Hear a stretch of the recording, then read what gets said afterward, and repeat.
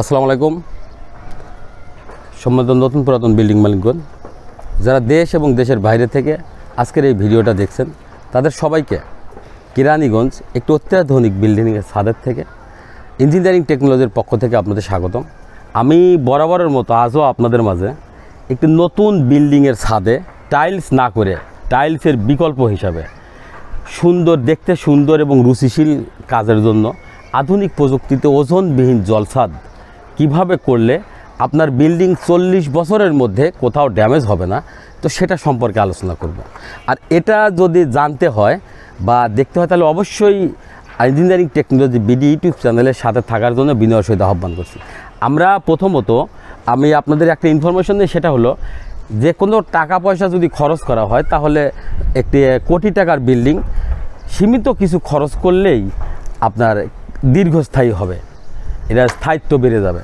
আর আরেকটা জিনিস হলো, একটা কাজ যখন করবেন তখন অবশ্যই যারা একাধিক কাজ করে বা যে সমস্ত কোম্পানিগুলো এই কাজের জন্য বিটার, সেটার বিষয়ে সিদ্ধান্ত নিয়ে তারপরে কাজের সিদ্ধান্ত নেবেন। কারণ হলো এটা বলার উদ্দেশ্য এটাই যে আমি যেখানে দাঁড়িয়ে আছি, যেখানে আমাদের প্রজেক্টটা চলছে, এই ছাদের উপরে কোনো একটা কোম্পানি কাজ করেছিল ঠিক সে সেম কাজটাই, কিন্তু এটার থেকে আমাদের এটা হলো আপগ্রেড। আমাদের এটা মিনিমাম 9 লেয়ারে, এটা 100% water proofing, water sloping, dam proofing এবং হিট প্রুফিং সমাধান। অর্থাৎ আধুনিক প্রযুক্তিতে আপনার বাংলাদেশও উন্নত বিশ্বের মধ্যে যে পিছিয়ে নাই, সেটা নিয়েই আমাদের এই কাজটা মূলত হলো করা। এটা বিল্ডিংয়ের ছাদের উপরে আমরা যারা টাইলস করার জন্য চিন্তাভাবনা করছি, তাদের জন্য আজকের এই ভিডিওটা অত্যন্ত গুরুত্বপূর্ণ। কেননা আমি আপনাদের বরাবরই বলে থাকি যে আপনারা যখন নতুন বিল্ডিংয়ের ছাদের উপরে টাইলস করবেন, সেই টাইলসের এটার প্রথমত কাজটা হলো, টাইলসটা যখন করলে এটাকে অতিরিক্ত লোড হয়। অতিরিক্ত লোড হওয়ার পর এই টাইলসের পুটিংটা কিন্তু সর্বোচ্চ 6 মাসের মধ্যে নষ্ট হয়ে যায়। 6 মাসের মধ্যে যখন টাইলসের পুটিংটা নষ্ট হয়ে যায়, তখন বাংলাদেশ যেহেতু যখন রৌদ্র হয় তখন অতিরিক্ত রৌদ্র হয়, এবং যখন বৃষ্টি হয় তখন বৃষ্টিও অনেক বেশি হয়। সে কারণে আপনার দেখা যায় বৃষ্টি যদি বেশি না হয়, 2-1 ঘন্টাও যদি বৃষ্টি হয়, তারপরেও যখন আপনার বিল্ডিংয়ের ছাদের উপরে টাইলস করেছেন, সেই টাইলসের পুটিংটা যদি নষ্ট হয়ে যায়, এই টাইলসের পুটিং দিয়েই, টাইলসের গ্যাপ দিয়েই পানি প্রবেশ করে। পানি প্রবেশ করে আপনার বিল্ডিংয়ের ছাদের উপরে এবং টাইলসের নিচে এই পানিটা অবস্থান করে। একটা জিনিস কি জানেন, যে এই পানিটা রোদ্রে বা বাতাসে শুকায় না। রোদ্রে বা বাতাসে যদি না শুকায়, তাহলে এই পানিটা পর্যায়ক্রমে ধীরে ধীরে আপনার বিল্ডিংয়ের ছাদটা চুষে নেয়। চুষে নিয়ে ছাদে যে রডগুলো আছে, এই রডগুলোকে মরিচা ধরায় এটা ফুলায় ফেলে। আর মরিচা ধরায় যখনই ফুলায় ফেলে, ফুলানোর সাথে সাথেই দেখবেন রড যতটুকু ফুলবে ততটুকুই আপনার বিল্ডিংয়ের রুম ছাদ যেটা থাকে, রুম ছাদের প্লাস্টারটা ঝরে পড়ে। প্লাস্টার ঝরে পড়ে অর্থাৎ বিভিন্ন জায়গায় আপনার রুম ওয়াল, রুম ছাদ ভিজা স্যাঁতসেঁতে থাকে। আপনার রং করলে রং টেকসই হয় না, বিভিন্ন জায়গাতে লাল লাল শ্যাওলা ভাব আসে। তো এই ধরনের ভাবগুলো যখন দেখবেন, তখন আপনি নিশ্চিন্তে ধরে নিতে পারবেন যে আপনার বিল্ডিংয়ের ছাদ দিয়ে পানি চুপ করছে এবং আপনার বিল্ডিংয়ের ছাদ ড্যামেজ হওয়া শুরু করেছে। তখন আমরা কি করি, যেহেতু আমরা ছাদের উপরে টাইলস করেছি, এটার বিকল্প হিসাবে আমরা আবারও রাজমিস্ত্রির শরণাপন্ন হই। তো রাজমিস্ত্রির যখন শরণাপন্ন হই, তখন রাজমিস্ত্রি তো ইঞ্জিনিয়ারের মতো বুদ্ধি দিবে না, তাহলে রাজমিস্ত্রির যে সমাধান সেটাই করবে। তখন রাজমিস্ত্রি আপনাদের এটা সমাধানের জন্য কি করবে, ওই টাইলসটা উঠিয়ে নতুনভাবে আবার টাইলস করে দিবে। টাইলস করে দিলে আপনার টাইলসের পুটিং কিন্তু সর্বোচ্চ 6 মাস প্রথমবার গেল, কিন্তু পরবর্তীতে যে লংজিভিটিটা থাকবে সেটা সর্বোচ্চ 3 মাস। 3 মাস পরের থেকেই দেখবেন আপনার বিল্ডিংয়ের ছাদ দিয়ে আবার পানি চুপ করা শুরু করেছে, এবং ছাদের অনেক জায়গায় আরও ফাটল বেশি আসছে। কেন আসছে? কারণ হইল, আপনার বিল্ডিংয়ের ছাদের যদি কোথাও ড্যামেজ থাকে বা কোথাও ছিদ্র থাকে, কোথাও ফাটল থাকে, হেয়ার ক্যাক থাকে, সেই জিনিসগুলা যতক্ষণ পর্যন্ত আপনার বিল্ডিংয়ের ছাদের মূল ছাদে গ্রাইন্ডিং না করে, ওই আপনার ফাটলগুলা শনাক্ত না করে, রিপেয়ারিং করে তারপরে অন্য কাজ না করবেন, ততক্ষণ পর্যন্ত আপনার বিল্ডিংয়ের ছাদ ছাদের কাজ ওটা সমাধান হবে না।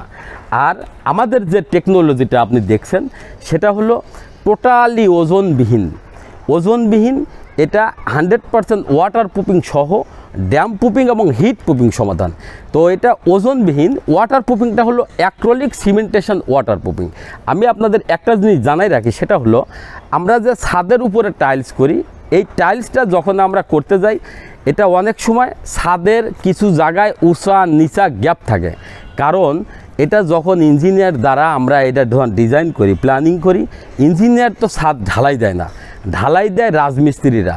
তো রাজমিস্ত্রিরা যখন এটা ঢালাই দেয়, ঢালাই করার সময় ওরা যখন ছাদের সব কিছু রডমডগুলো যখন ভীম টিমগুলো ওকে করা হয়ে গেল, ওকে করার সময় ওদের যদি স্লোপিংটা ঠিক রাখতে বলেন, তাহলে স্লোপিংটা যখন ঠিক রাখবে তখন আপনার বিল্ডিংয়ের ছাদের কাজ করা অনেক ইজি হবে। কেন ইজি হবে? সেটা হলো আপনি এই বিল্ডিংয়ের ছাদে যদি, যেহেতু স্লোপিংটা ঠিক আছে, স্লোপিংটা ঠিক হয়েছে, পরে স্লোপিংয়ের আগে কিন্তু এই স্লোপিংটা করার জন্য সিমেন্ট বালি খোয়া দিয়ে ঢালাই করে নিয়ে স্লোপিংটা করেছে।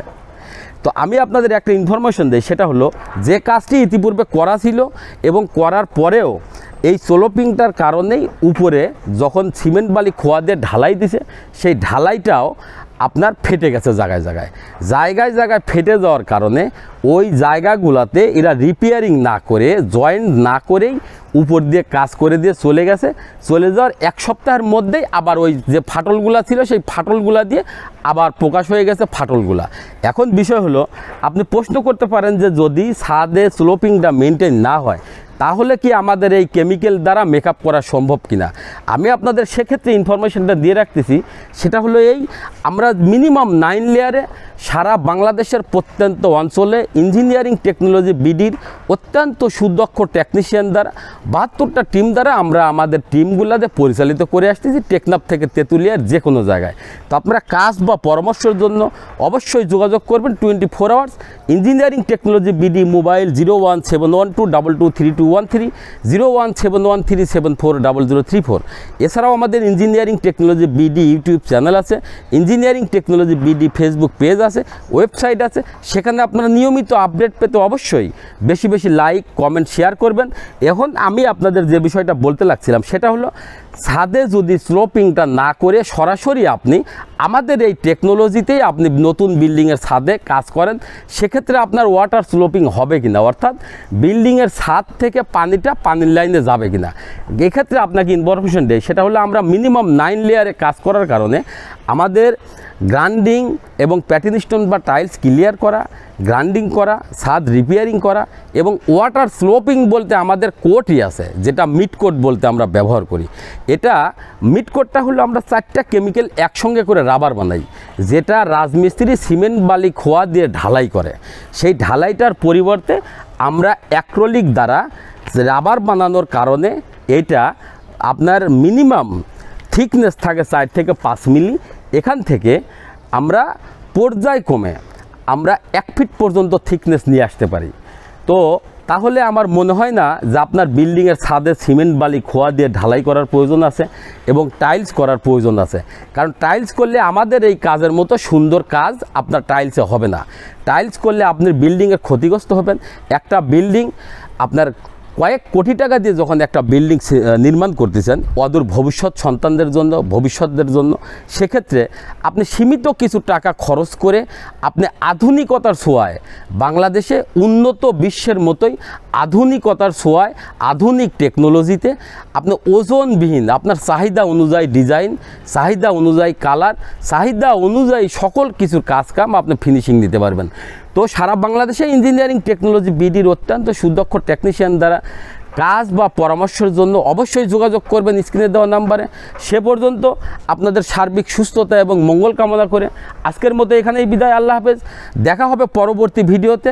তো সেই ভিডিওটি দেখার জন্য আপনারা ইঞ্জিনিয়ারিং টেকনোলজি বিডি ইউটিউব চ্যানেলে গিয়ে ইঞ্জিনিয়ারিং টেকনোলজি বিডি লিখে কেরানীগঞ্জ পার্ট 2 লিখে সার্চ দিলেই আপনারা পরবর্তী ভিডিও দেখতে পারবেন। আর আরেকটা জিনিস হলো, আপনারা এই ভিডিও লাস্টে যে ভিডিওটা পাবেন, এই বিল্ডিংয়ের যে কাজটা আমরা করেছি ফিনিশিং করতেছি সেটা A to Z অর্থাৎ প্রথম থেকে লাস্ট কোট পর্যন্ত কয়টা লেয়ার ব্যবহার করা হয়েছে, কি কি কাজ করা হয়েছে, সেটার আপনারা বিস্তারিত দেখতে অবশ্যই ইঞ্জিনিয়ারিং টেকনোলজি বিডি ইউটিউব চ্যানেলের সাথে থাকবেন। সে পর্যন্ত আপনাদের সুস্থতা এবং মঙ্গল কামনা করে আজকের মতো এখানেই বিদায়। আল্লাহ হাফেজ, আসসালামু আলাইকুম।